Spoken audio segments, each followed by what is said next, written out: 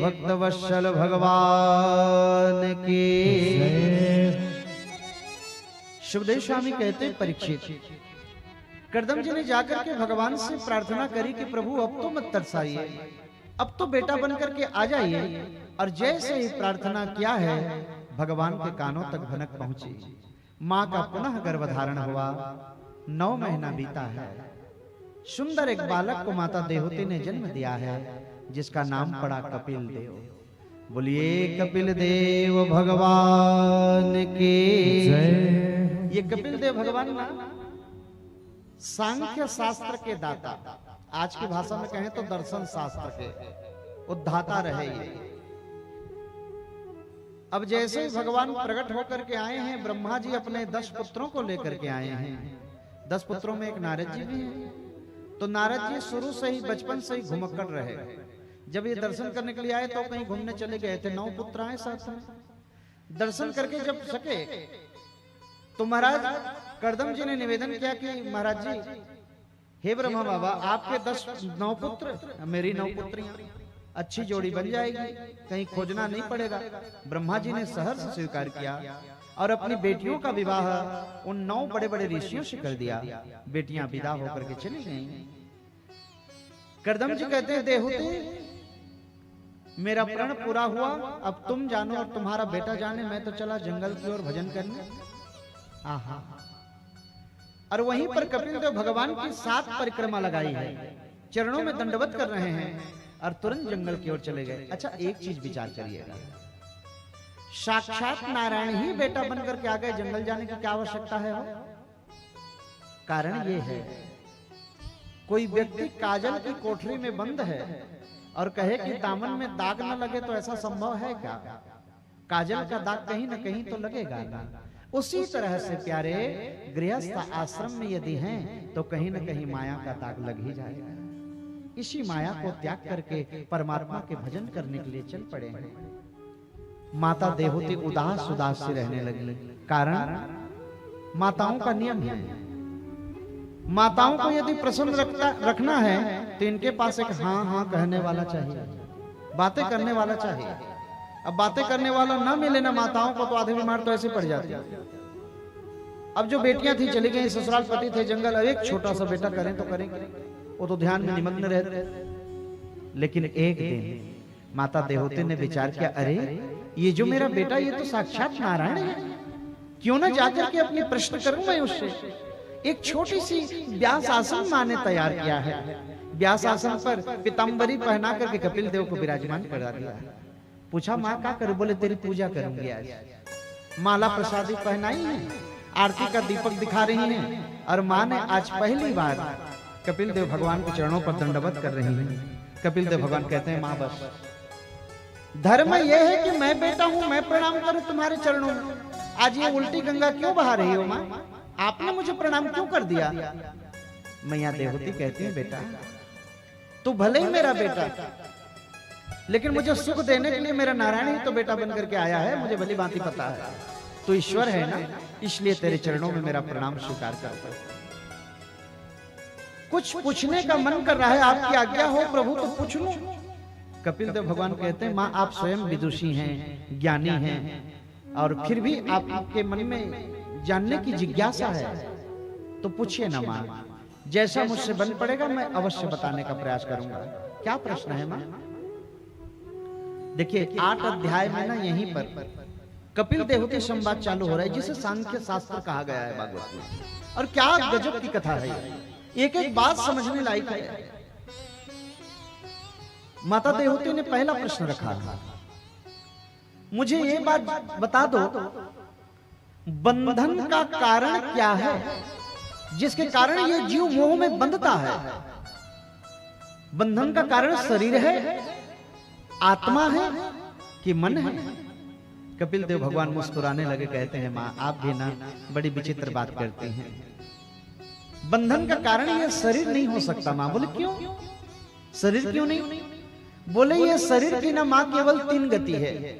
इसे तो चाहे पंडित जी बोल लो, चाहे गोटिया जी बोल लो, चाहे करोड़पति बोल लो, केवल 3 गति है माँ। जला दोगे तो 2 मुट्ठी राख बन जाएंगे, फेंक दोगे तो गिदड़ खा जाएंगे, और गाड़ दोगे जमीन में तो कीड़े पड़ जाएंगे। और बताओ कोई गति है शरीर की? ये शरीर की कुछ और होने वाला नहीं है, इसलिए शरीर के बारे में ज्यादा विचार नहीं करना चाहिए। मां शरीर का बंधन नहीं, इसको तो कितनों भी कुछ भी कर लो, एक दिन मर के तो जलना ही है, इसे यथार्थ सच्चाई है। तो मां शरीर के बारे में तो भूल जाओ। और जहां तक आप आत्मा की बातें कर रहे हैं, तो गीता में तो भगवान ने स्पष्ट कहा है कि ना तो कोई अस्त्र से मार सकती है, ना कोई अग्नि जला सकती है, तो फिर इसके बंधन कैसा? ये तो स्वच्छंद है मां। बंधन का कारण न मां सिर्फ मन है। मन है एवं मनुष्याणां बंधन मोक्ष कारण। ये बंधन और मोक्ष का कारण केवल हमारा मन है मां। इसलिए मन को भगवान के चरणों पर लगाने का प्रयास करना चाहिए। मन के हारे हार हैं, मन के जीते जीत, मन ही मिलावे राम से तो मन ही करे फजीत। मन की गति है अटपटी, अब मन को लखे न कोई। जब मन की खटपट मिटे तो झटपट दर्शन हो।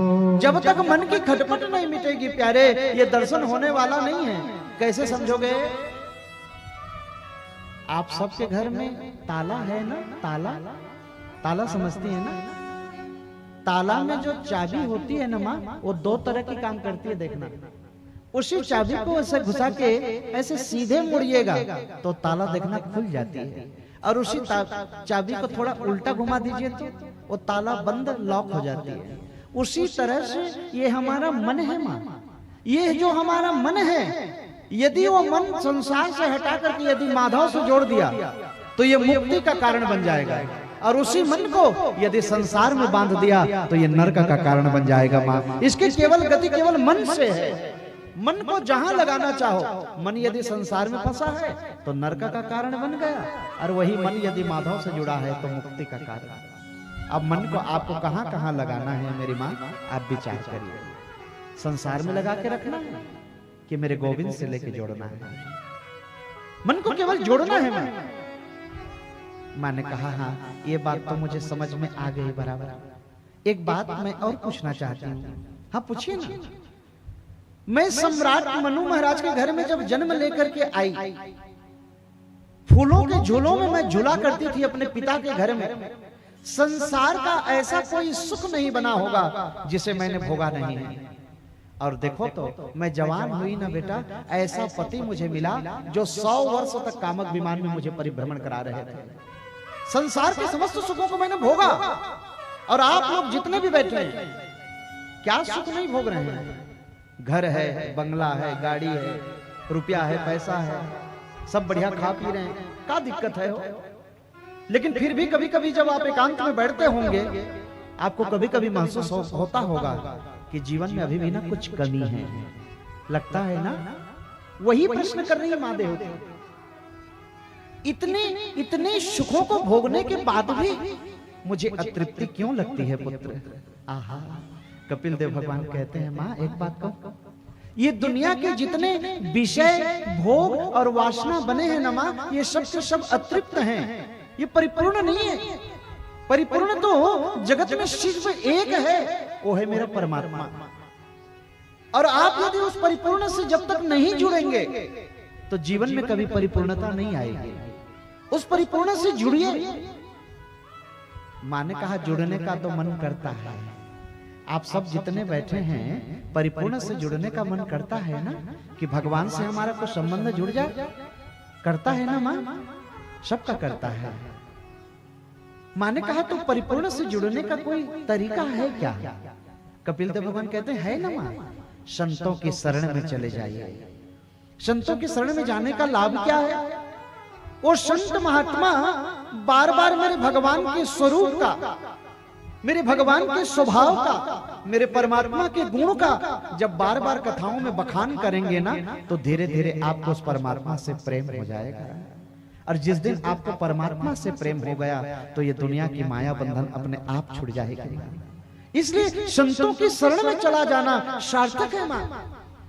मां ने कहा लेकिन एक समस्या, संतों की शरण में चले तो जाएं, लेकिन पहचाने कैसे कि ये सही में संत है, असंत निकल गया तो? आज का जमाना तो बड़ा विडंबना है। आप चले गए किसी के पीछे में और बाद में पता चला कि वो संत तो कुछ और ही है, 15 दिन बाद देखे तो जेल में है। तो ऐसी परिस्थिति हो गई तो संत की पहचान का कोई तरीका बताओगे? कपिल देव भगवान कहते हैं हाँ, संतों की पहचान है। 6 प्रकार के चिन्ह कहे गए हैं। काका है बेटा? बोले तितिक्षवा कारुणिका सुहृद सर्वदेहिना अजात शत्रवः शान्तः साधवः साधुभूषणम्। पहला लक्षण तितिक्षवः माने बड़े सहनशील होते हैं। संत का एक लक्षण है सहनशीलता। कैसे सहनशीलता? यहां पर ना जैसे अभी हमारे महाराज जी आए हौसौ से, ऐसे कोई साधु यदि आ गया यहां से तो आपने 4 माला पहना दी उसे, मन में कोई खुशी नहीं, और या धक्के मार के निकाल दिया किसी ने, नहीं यहां नहीं बैठने कथा में, कोई गम नहीं। दुनिया के द्वंद्वों का कोई असर संतों के जीवन में नहीं होता, वो तो सब हम पर होता है। संत बड़े सहनशील होते हैं, लेकिन हम लोग ऐसे सहनशील हैं क्या? मैं जैसे व्यास मंच पर बैठता हूं ना, ये भैया लोग मुझे एक माला पहनाते हैं। मान लो किसी दिन माला पहनाना भूल गए, कोई बड़ी बात नहीं है, तो भूल जाएंगे ना तो रात्रि भर मुझे नींद नहीं आएगी।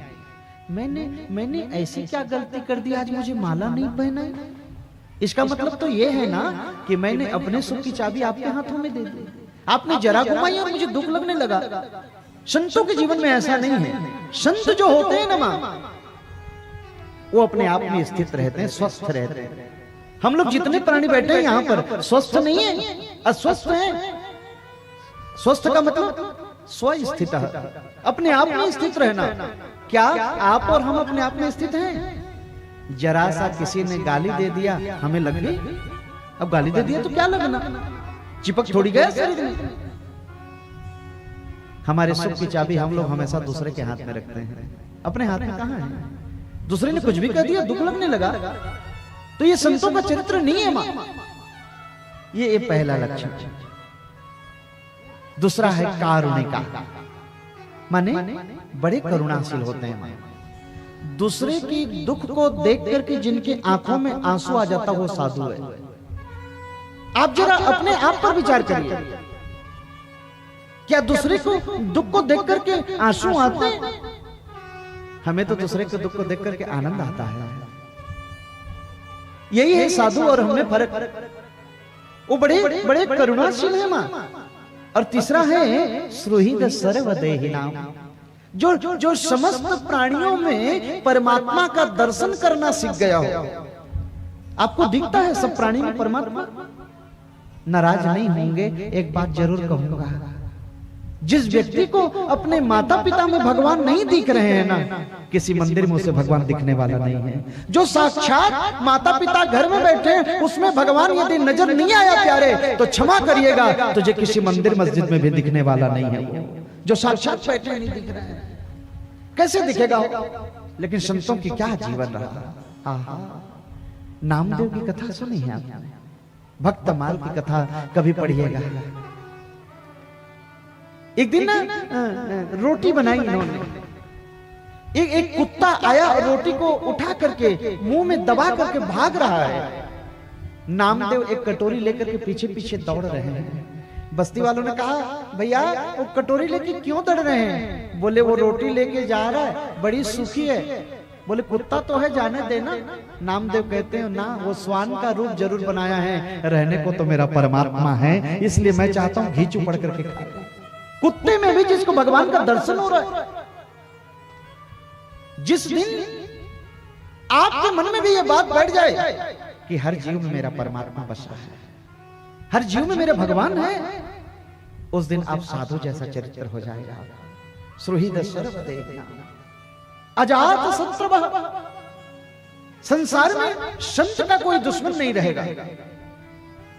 क्या लगता है आपकी हमारी किसी से दुश्मनी नहीं है, लेकिन संतों का कोई दुश्मनी नहीं। ना काहू से दोस्ती ना काहू से बैर, ना किसी से दोस्ती ना किसी से दुश्मनी है। ये अजात शत्रु कहा गया है। शांत, एकदम शांत चित्त रहते हैं, एकदम शांति प्रिय रहते हैं वो।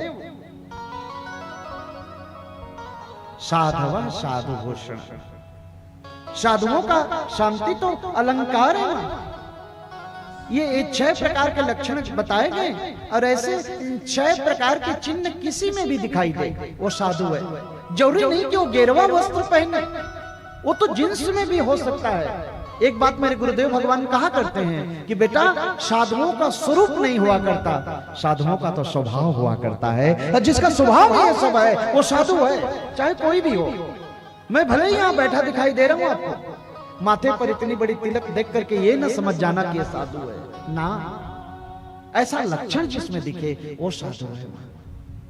संतों की शरण में चले जाएंगे तो निश्चित रूप से आपका कल्याण होगा।